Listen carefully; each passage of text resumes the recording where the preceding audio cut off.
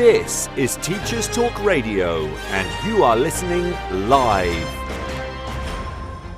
And now on Teacher Talk Radio, the Monday Morning Break with Marie, who this week is talking to Richard Ingham about inclusive education and systems thinking. This is Teachers Talk Radio, and you are listening live. Tune in live at ttradio.org, or to join in the conversation, download the Podbean app and search Teachers Talk Radio. Follow the hashtag TTRadio. Tune in, talk it out with Teachers Talk Radio. Good morning, Richard, and thank you so much for joining me this morning on the radio. I'm really looking forward to talking to you this morning about inclusion in education and about the need to recognise diversity and what we can be doing within our education system. So thank you so much for joining me today. Thanks, Marie. It's great to be here. Yeah, so we recently met at a conference in at UNESCO, and it was there. We were there sort of marking the 30-year anniversary of the Salamanca Agreement, and then following on a conference on inclusivity. So how did you find the two events there? I think they were fantastic. The two kind of merged into one for me because it was a bit of a hectic week. I was there a few days before, helping with the setup and that kind of thing. So it was quite quick. I got some time to enjoy Paris because you've always got to find time to enjoy Paris. But I thought the events were so good, mostly because of the range of people they brought together under one roof. The event on the Wednesday, which was the sort of the UNESCO Salamanca anniversary event, was quite a high level dialogue involving, there were quite a few ministers of education there, some very senior people from NGOs, charities, and other departments. That was on UNESCO Room 1, which is very fancy, big stage, that kind of thing. Mm-hmm. And we had some amazing talks there. And then the Thursday and the Friday was the IFIP and UNESCO joint conference on inclusion. And that was, I think, the range there of people from teachers, parents, people interested in inclusion, people from all around the world. I think, 140 different countries or something like that. People from all over the world talking about some good things. And it had a good buzz to it. It was great to be there. Yeah, it was. I mean, I couldn't stop thinking about it really for days afterwards. It was just an absolutely fantastic event. And like you said, that room 1 on that first day and the people that were there, it was quite a wow moment. I mean, certainly for me, it was incredible. But, and I just think I came away thinking when you go to these things and you're with such like-minded people, it's just it's so affirming. You're all sort of, you've got the same values and you're wanting to promote the same things and make change. And I thought it was just an incredible experience to be there. I think one of the only things I'd like to see a bit different would be people there who weren't from the education sphere and who weren't kind of already involved in inclusive education, because talking to everybody there, everybody knew it was a good thing to do. That people were coming at it from different angles and different viewpoints, which was great. But perhaps, it'd be interesting to have people there, that influential people in business and media and people like that, who really have the power to kind of pull strings in the education system. And I think we're going to talk about this in just a second. But it would be really interesting to have those sorts of people there that don't really know much about inclusive education, but would have that kind of opportunity to have their eyes open to it. And they'd be then in the position of power to sort of make some big changes. I mean, there were very powerful people there, and I think the whole event was fantastic. Definitely not taking away from that. Just one thing that might be added to any event like that, at any conference where you're trying to make changes happen, kind of bring in those people you don't really expect to see there. That might be quite fun. I think so, yeah, definitely. And almost that kind of challenge, I guess, of it, people that, either don't know or, don't necessarily agree. I think that would be quite something. So, so you gave you just gave the wrapping up talks, which was just, it was just brilliant. But on the Wednesday, you sort of summarised three key points from that. It was a very high level panel discussion. And the first point was that we need genuine system change within our education system. And then what is systems thinking and why is it important in regards to transforming education? It's a good question. I mean, firstly, that was quite an interesting role I had there, because we had about 3 hours of really interesting high level talks, and I had about 3 minutes to wrap everything up. So they were quite brief little points. So I'll try and keep it brief now. System change in education and systems thinking is all about looking at the current state of affairs in our education systems and kind of thinking a bit deeper about what is going wrong and what opportunities there are to make like genuine changes. The phrase system changes or systems thinking is thrown about, I think, quite a bit without any real meaning behind it. You can do a Google search for systems thinking and find millions of projects where someone's just put systems approach or systems thinking on it just to get the funding or just to, look, it sounds a bit fancy, doesn't it? So I think what's important to remember with systems thinking is you as a team of people or as a group of, which was why the conference was so good, those viewpoints, you really take apart, dissect the education system. Now, an education system of teachers and students and schools, it's also the support systems that get kids into school. It's the healthcare that allow children to have like good health and well-being so they can be in school. It's also the attitudes in the communities, the attitudes of local leaders or politicians who may be in favor of children with disabilities going to school or girls going to school, or they may not be. We look at Afghanistan at the moment. There's a huge issue there with women and education, and that's because of the attitudes and the social norms in that country. There are countless things within an education system, and it's always changing and it's always in flux, and it's an incredibly difficult thing to understand. And I think as soon as you say, right, I've got it, I've mapped the education system, I understand it perfectly, you kind of admitted that you don't understand what you're doing at all. It's not really something you can fully understand. So you can make your best guess at what's happening. And what you can do is you can draw maps, you can draw charts, you can bring lots of people together, attempt really to actually look at the underlying system and the underlying reasons for why things are the way they are. And in doing so, you can then look at places within that system where you can make changes that can then lead to lots of other changes. And this is something that I think you said earlier, this is something we call high leverage points. So if you think of a leverage point as being somewhere where you can make a small change and it then sort of the change ripples out to affect lots of other things. So I think that identifying places like that, just with business as usual, not just trying to kind of pump more money to it, not just trying to think, oh, we need more teachers, oh, we need more schools. I mean, yeah, what are those? How is this education system actually structured? What is it about the structure of the system? How is it set up that is excluding 250 million children around the world and all the many millions more inside the schools that aren't learning, that aren't engaged, that aren't having fun? I mean, that's not the fault of teachers. That's not the fault of students. That's the fault of the way. That's the way that these systems are designed, and the way that we continue to sort of make small changes to them. It's rearranging the deck chairs on the Titanic. It's the classic example. That's such a good analogy. Those statistics and those numbers, were just incredible, aren't they? They're just 250 million children not in education, not accessing education. And like you said as well, it's more than that. It's the number that are technically in education or in theory in education, but their attendance isn't great because of the barriers, which is something I've spoken about before on previous shows, and is something I'm really passionate about, those barriers to attending.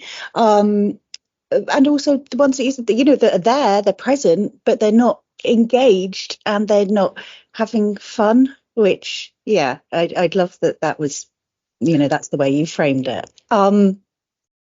Yeah, There is it's there is a kind of a thought experiment you can do on this. You can think about education systems and say, right, what would I do? Let's say you take the education system in the UK, because we're in the UK, we're talking about that. What big change would you make to that, or could you make to that system, and what kind of things would play out? So maybe the listeners can do it now. You could say, what would happen if we got rid of standardized exams in education? Mhm. And I'm not going to sit here and say it's a good idea or a bad idea, although I think it's a very good idea. But I just let the listeners kind of just think about the knock-on effects that would have in terms of teaching, in terms of classroom engagement, in terms of adaptability to include more diversity in the classroom, meaningfully include, not just give students slightly different looking exam papers, and think of the huge knock-on effects, and then think about what would you need to do to make that happen, and what else it would affect in the system. And it's absolutely huge. And this is something that we'd call a leverage point, because you're changing one particular thing, you're changing one aspect within the system, but it's something that would have massive ramifications throughout the whole education system and beyond, actually. And it's all tied up in how we view education as a social goal, how we position it politically as well. And it gets very messy very quickly, this kind of thing. Yeah, it does, doesn't it? Which is part of the fun. Yeah, so definitely. Anyone to the listeners, do your own thought experiment and see how quickly it becomes a mess. But I know standardized exams and the way we measure sort of progress and things like that was a very important topic over the few days. Okay. I knew that I was just going to be so fascinated by this conversation. But if we just go, I'm just interested then, we're talking about radical change, aren't we? Radical transformation. That was the note that the conference started on. We need radical change. So how do you think that we can do that? Well, big question. It is a big question. But I think what we have to remember is radical change isn't training 1,000 more teachers, and it isn't building 100 more schools, and it isn't putting ramps up to school doors for kids with wheelchairs. Those are really important things to do, and we definitely should not stop doing those things. But radical change is looking at how a system functions and admitting that it's broken and it doesn't work and it fails millions and millions of children. And that is a big problem for the children, but it's also a big problem for our societies, because those children are going to be the next generation. And it don't really have to spell out that what the problem is there. And I think this is something we might talk about in a minute. But I think what we mean by radical system change isn't just looking at how we change pedagogies in classrooms. It's not just looking about spending more money in schools, buying equipment. It's looking at what the goal of education is. If the goal is to get as many kids as possible in your school the best A-level grades so they can go to university, then the system's always going to be constructed around that. Everything's going to coalesce around that. The teaching style, the behavioral issues, the kind of the buildings themselves, the classroom structures, the one teacher at the front, the 20 kids, the 50 kids, wherever you are in the world, sitting still and listening. I mean, we colleagues of mine have worked in schools with 200 kids in a class and one teacher, and they have the same setup. You have 200 kids and one teacher at the front. So I think radical change is looking and having, very frank and sincere conversations about how we think about what the purpose of education is. What do we want education to be for? And that's a conversation that isn't really had very much nowadays. We, especially in kind of the places that matter, so in political spheres, in ministries of education, they're all about the numbers. They're all about kind of what we'd call the parameters in systems, in the fancy lingo that people insist on using. But basically, it's changing these numbers. You're trying to get, we'll try and get more A-star grades this year, and then we can say, right, we've done a really good job. we're trying to get a higher ranking in PISA so we can be better than, right now we're below Italy in the charts. We want to go above Italy in the charts, and it kind of turns into this competitive nature of education. And as soon as you do that, you end up devaluing the diversity and devaluing the energetic sort of thrill of learning, and placing the emphasis on the numbers instead. And I think that's a real shame. And I think in terms of radical change, radical system change, we need to look at what's happening now in like school league tables, in PISA, and in the politics around education. And that's all quite worryingly going more and more towards this comparative-based, competitive, sort of quantifiable scores and test scores. And we think, oh, we've got good test scores, we've done a good job. Everything else about that isn't being considered. So I think as soon as we start having conversations about that, that's when we can actually radically change what our schools look like. Yeah, what you've said, thinking about what are we trying to achieve with education? For me, what am I trying to achieve? Trying to achieve that that love of learning, that the want to go on and find things that give you that spark of interest, motivation to love, kind of use that curiosity, that engagement with it. And I would bet that almost every teacher is the same. Yes, I was a teacher before, and I was the same. But and teachers are great people. I think teachers are. I'm speaking to my audience here on a Teacher Talk Radio. Teachers are great people. Yeah. Know your crowd, right? Know your room. But they're ingenious. They're innovative. But at the minute, their hands are tied by the systems that we have in place, and they're not able to make learning fun. They're not able to be engaging because of the strict kind of routines and the strict systems that we have. And when we took just one more note on systems and systems change. Every system has a goal. Okay, you can see a bicycle as a system. It's made up of wheels and cogs and handlebars. Its goal is to get you from A to B down the road. An education system is made up of schools, of curriculum boards, ministries, parents, all that kind of thing. It has a goal. If its goal is to get children to get high exam scores, everything about that system is going to be designed around that goal. Yes. If you manage to change the goal of the education system, which isn't easy, by the way, if you manage to do that, then everything about it will change. Definitely. So, just so fascinating. We're just going to take a quick break and go into the news, and then when we come back, I'd just love to talk more now about reframing how we think about diversity. So we'll come on to that. I've always considered myself to be a caring head teacher who acts sensitively to support staff mental health. But what I found increasingly difficult was managing the negative impact on staff mental health when resolving issues related to their employment or daily work. Heartfelt Leadership has been developed by Teachwell Toolkit as a handbook to support head teachers to overcome the challenges of school improvement while supporting staff well-being. We know that difficult conversations can quickly turn into conflict if procedures are not fully transparent, understood and followed. Our handbook takes you through step-by-step processes while maintaining mutual respect, avoiding conflict and finding solutions.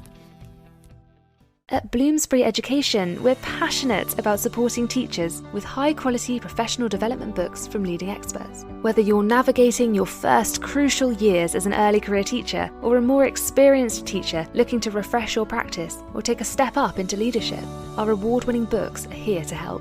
We publish practical books to support teaching across primary and secondary, from the very best in research-led practice to trusted advice on inclusivity, behaviour and curriculum design. Visit the Bloomsbury Education website at bloomsbury.com/education to find out more and use code BLOOMTTR24 to save 20% on all education titles. Bloomsbury Education, books for every step of your teaching journey.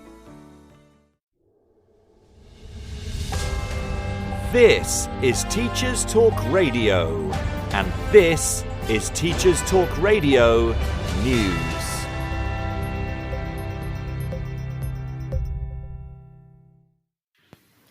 The BBC reported on a long-term study by the Institute of Fiscal Studies, which found children living near sewer start centres did better at GCSE. The research says these living near a centre performed up to 3 grades better than those living further away. Sewer Start began in 1998 to support new parents, especially in disadvantaged areas, but due to austerity, many have since closed. The Department for Education said its Family Hub scheme had a number of advantages over the Sewer Start model. The IFS study used postcodes from when children were aged 5 to determine proximity to centres, and looked at the GCSE results of those children 11 years later. It found what it describes as big improvements in performance in those living near a centre, especially those from low-income backgrounds. Former Prime Minister Gordon Brown, Labour Chancellor at the time the initiative was launched, said the UK now needs a new Sewer Start, and described the results as what most parents already know, that a supportive environment in early years was life-transforming. Among all children in the study, those who live near a Sewer Start centre performed better than those who lived far away, but the trend was most pronounced amongst those eligible for free school meals and those from minority ethnic backgrounds.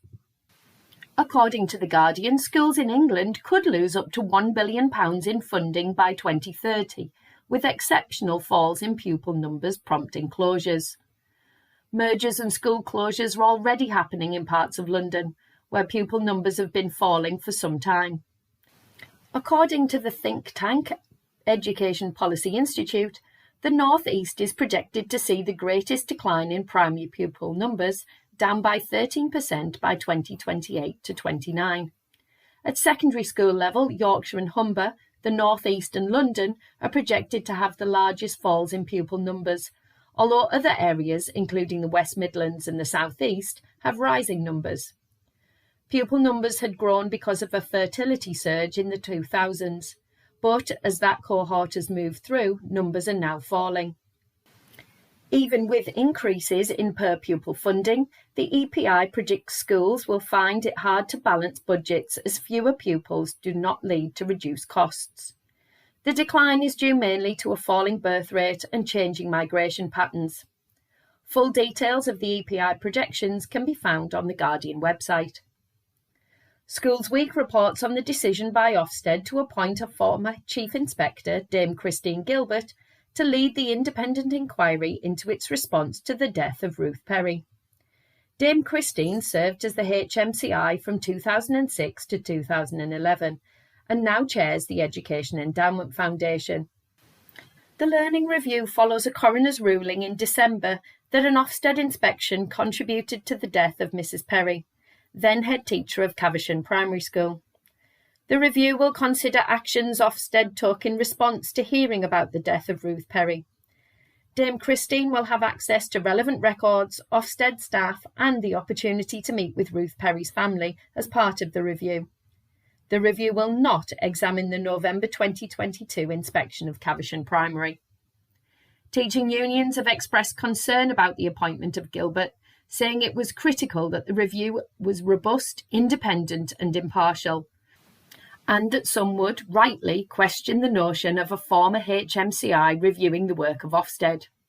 A report will be completed after the review and recommendations will focus on future actions. Schools Week also reports on a plan for the Department for Education to work with the Scout Association to provide 40,000 explorers, those aged 14 to 18, with the skills and knowledge they need to consider a career in teaching. The DFE will work with the Scouts to create age-appropriate activities that inspire young people to consider a career in teaching, linking to relevant badges and awards. It did, however, clarify that there are currently no plans for a teaching badge.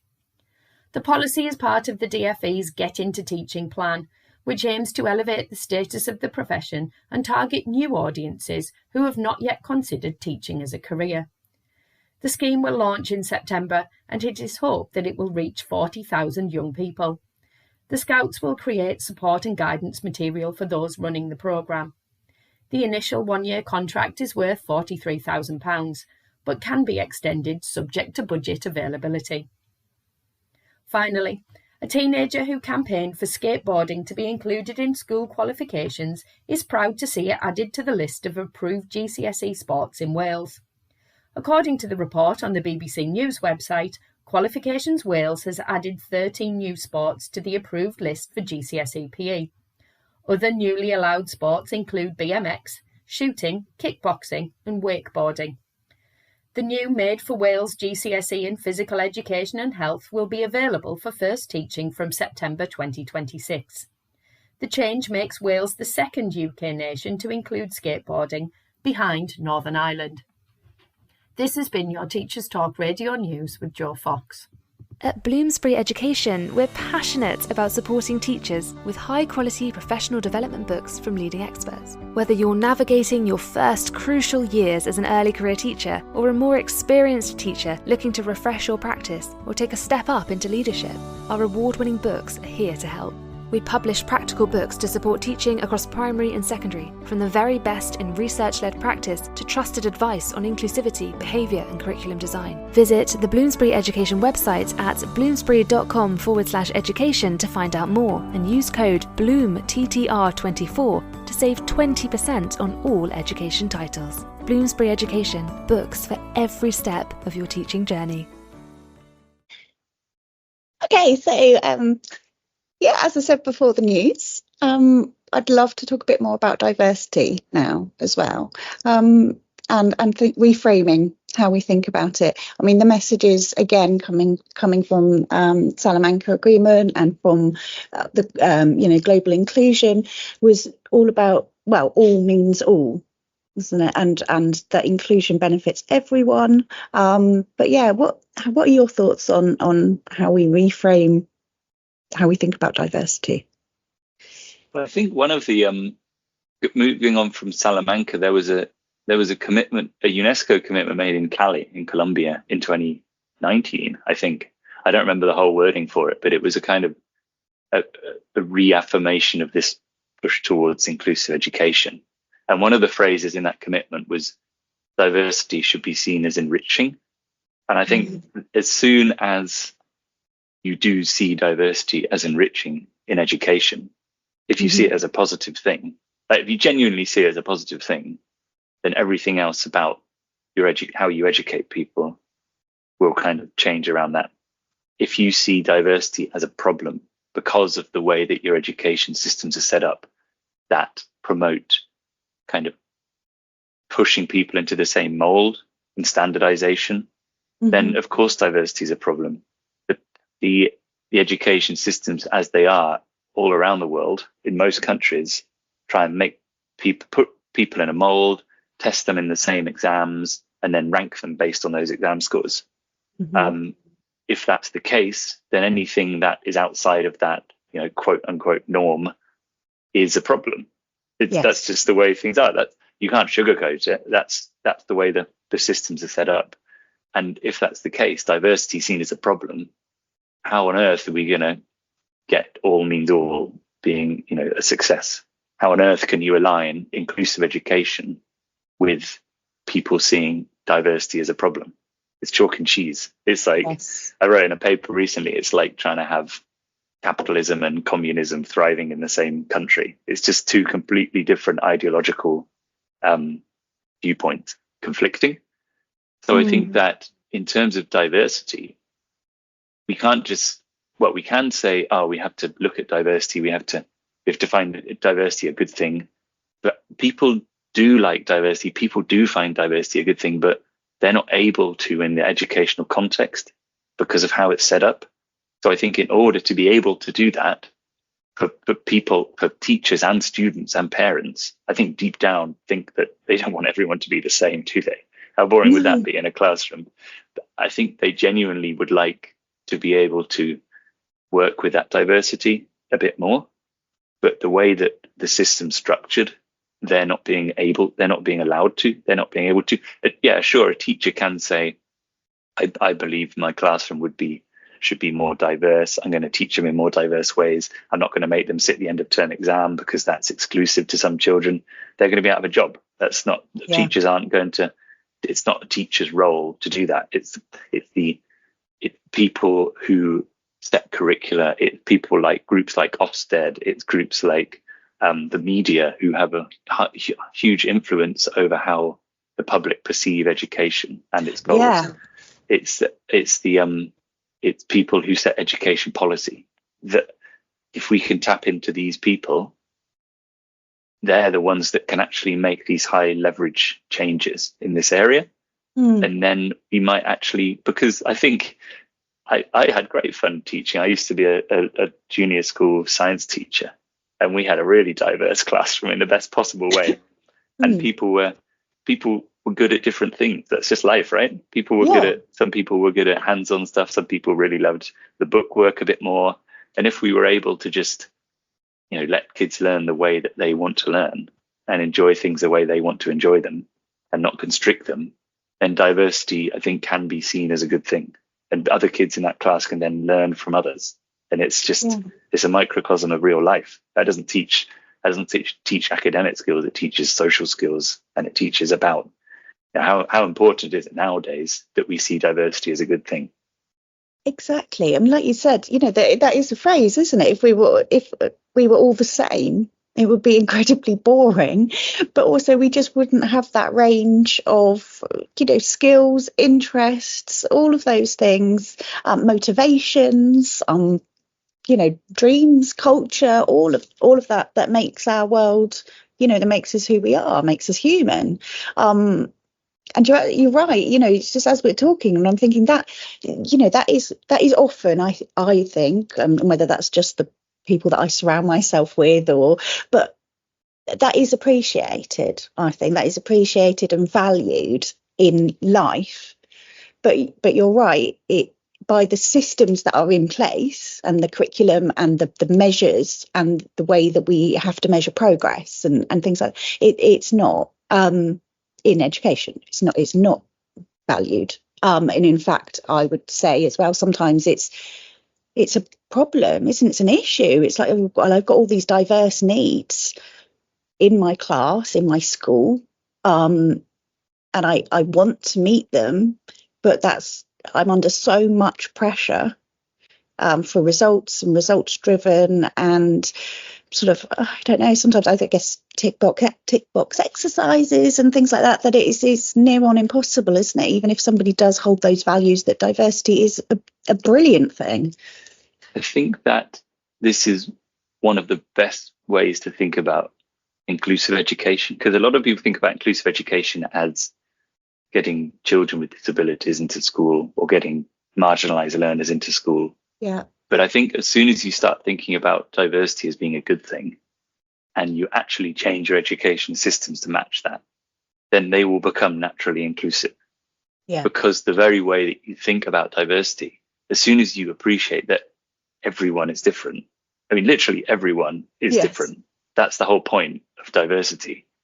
Some people have skills in some areas. Some people will have difficulty walking. Some people might have difficulty seeing. That same person might be really good at maths. It's a big sort of messy, bubbling cauldron of difference. Every classroom, let alone every school or every country, everyone is different. If you set up education systems to cater for that difference and to thrive on that difference, then you are really on the road to genuine inclusive education. If you are basically trying to find as many marginalized groups as you can and you're shoving them into schools and trying to make them fit the current system, that's never going to be inclusive education. No, and actually extremely detrimental and damaging to those people. Sure. That you're doing that to, which is, not to mention patronizing as well. Well, exactly. Yeah, exactly. It's that, I guess, that top down thing, isn't it? You need this as a marginalized community or as somebody. Yeah, it's a power dynamic as well. Yeah. Yeah. We're telling you that this is the best system for you and this is how you're going to learn. And yeah, you're right. That's not true inclusion at all. So, okay. So thirdly, then going back to your points that you made, spoke about how we all need We all need quality and inclusive education systems. That our pupils, our students are all directly impacted by education, but that we as societies benefit. So could you talk a bit more about that? Because that was just really interesting. Yeah, definitely. And this was, I think this goes back to what we were just talking about diversity and about the appreciation of difference. Because at the moment, we can't, there's a tendency to fear the other. There's huge political polarization. There's lots of conflicts raging around the world. And I think a lot of this is down to not seeing diversity as a good thing, not seeing difference as a good thing, as an interesting thing, as something to engage with, but as something to hide from. And I think that stems from our education systems. I mean, children from a young age are being indoctrinated in systems that say, oh, well, everyone should be good at this particular thing, and anyone that's not is a failure. Anyone that managed to do this well is a success. That's the implicit sort of point of exams and school and standardized learning. If you get your A's in GCSE or your high scores in GCSEs, your A's in A levels, if you go to a fancy university, you're seen to have succeeded, air quotes, in life. If you don't, you're seen to have not succeeded. And I think that's a real problem. And I think that translates directly to what we're seeing in terms of, okay, I'm everything I do, everything I think is right.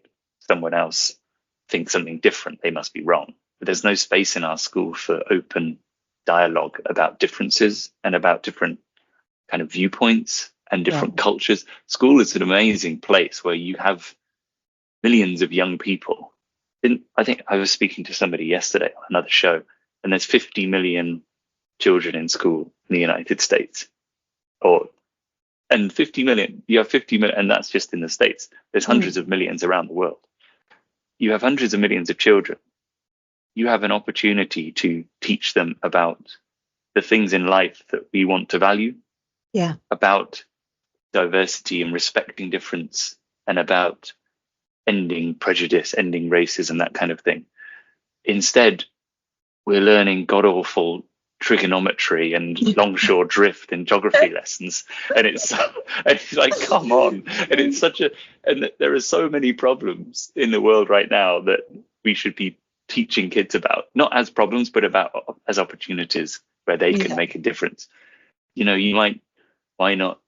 The UN has this amazing framework called the SDGs, and I know everyone listening to this will probably be aware that SDG 4 is the one about inclusive education, but the Sustainable Development Goals cover areas. They cover things from climate change, conflict resolution, safe drinking water, renewable energy, life on water, life on land, all kinds of different things. Why don't you design a curriculum around this? We were saying, we even do your what if your school improvement plan and college improvement plan, your objectives were based on SDGs. It seems so obvious. It seems such a missed opportunity.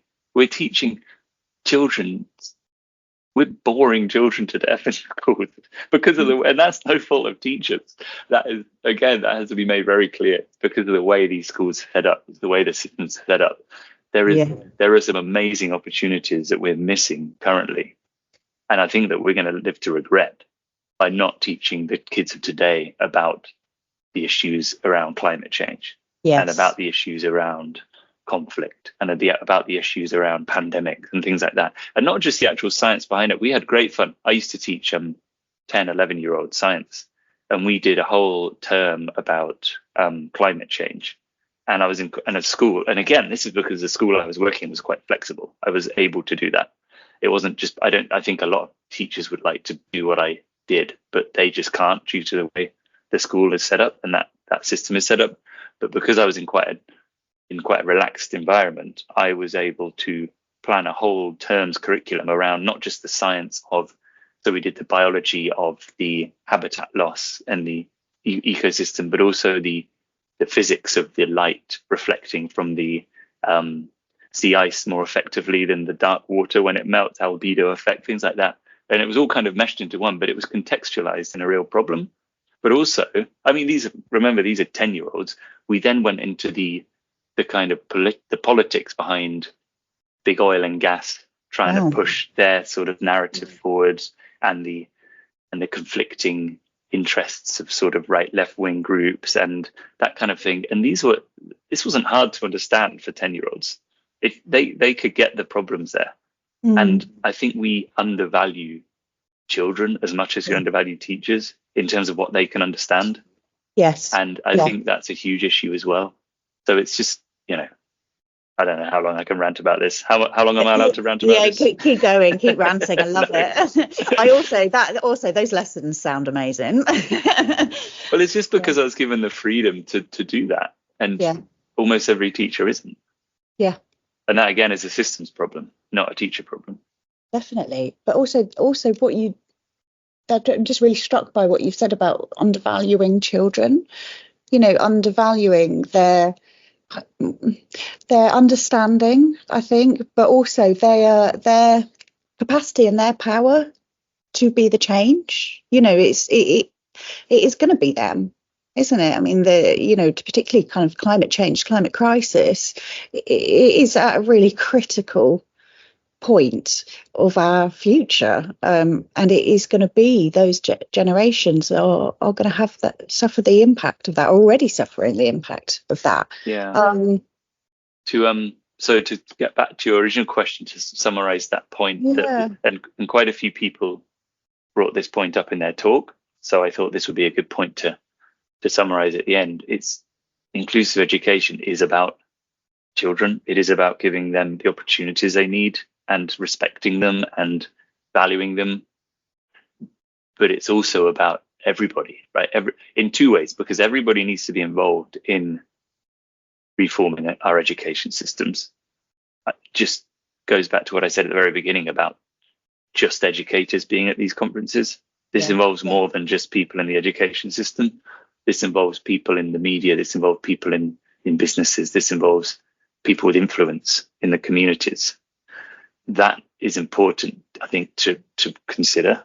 But also it involves everybody, because if we give children today, the education they need, and we educate them on the values we uphold, like diversity, equity, inclusion, then I genuinely think that's one of the best ways we can help solve some of the crises we're seeing at the moment for everybody. I totally agree, and I think I guess that's the call, isn't it? Like, we just need more people to take this message and hear this message, and really be open to, like you said at the beginning, that systems thinking. What is the goal we're aiming for? What do we need education to be doing? And how is it not doing that now? And then, I guess, like you said, it's a system. So then it's working backwards from, this is what we need to achieve. This is where it's going horribly wrong. And the consequences of that are awful, aren't they? If we stay as we are. I mean, like you said, it's not recruiting a few thousand more teachers. It's not buying more resources or putting a ramp outside your school. That's not it. It's going right back to that goal of education, and making a massive change. And it's difficult. It's difficult politically to make such a change, especially with the kind of political cycles we have. When you have a 4-year election cycle or a 5-year election cycle, it's very difficult to make such big changes like that, because at the very beginning of those changes, if you do manage to make them, there's going to probably be some wonderful chaos for a year or two. And that doesn't really tend to play well. Yeah, which I think would be a good thing. But it doesn't tend to play well with your core voters, that sort of thing. So it's a very difficult thing to do, but this is where we have to think a bit outside the box in terms of how we might change these systems. We need to bring people into the conversations, to go back to that same point, who aren't usually in those conversations. People with very high influence in the media, people with high influence I think the media is a very important one, because the way that we perceive education and the way that we perceive the purpose of education is a really good way to change how that will actually go.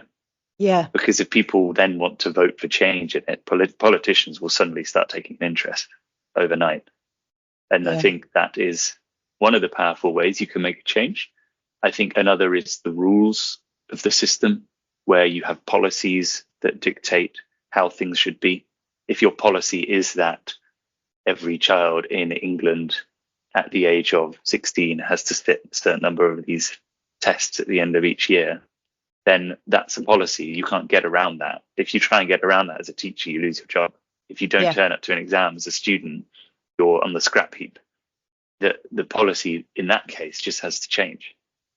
Yeah. So I think those are two of we want to change mindsets around education, but you can't just go firing in and change mindsets overnight. I think you have to be a bit smarter, and you have to look at these levers that you can pull in order to pull the ones that you can't. That's very thought-provoking. Yeah, I think I'm just thinking about that. Yeah, you're right. You're right. So it is, isn't it? Thinking about those levers. So it's another interesting, another thought experiment for listeners.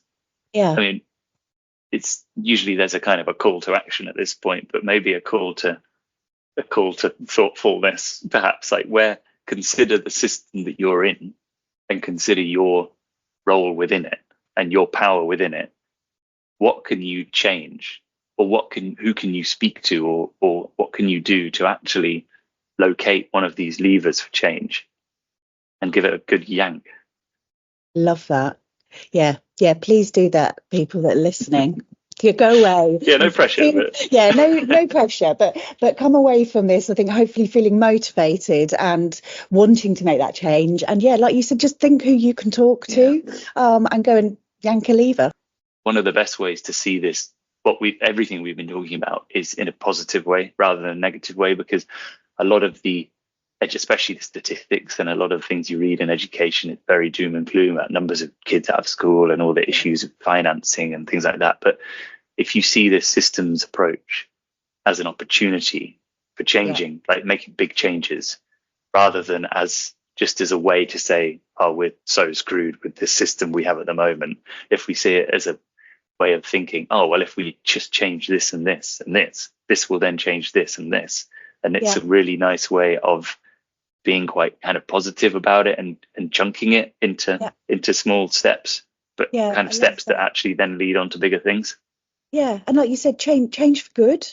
Framing it as that's change for good, not like you said, looking at everything and go, oh my gosh, this is an absolute diabolical mess. But that change for, and I think earlier you talked as well, didn't you, about that ripple effect, which I always love. But those, making a change, and that leads to another and another and another. And like you said, it could just start with talking to one person or thinking about something slightly differently, and going back to, I mean, I wrote it down because one of my favourite things that you've said in this was that energetic thrill of learning. I mean, that's what we want, isn't it, from education above all? The thrill of learning, and teachers being able to facilitate that and support that and grow it, because learning's lifelong as well, isn't it? I don't think, it doesn't stop at 16, 18, 20, 21. Learning is a lifelong thing. Very reluctantly, we need to wrap up, because our time is running out. So, do you have any, if you would like to leave our lovely listeners with one thought? Well, that's a good question. I think the one thing is, if we can all see diversity as enriching, then everything changes.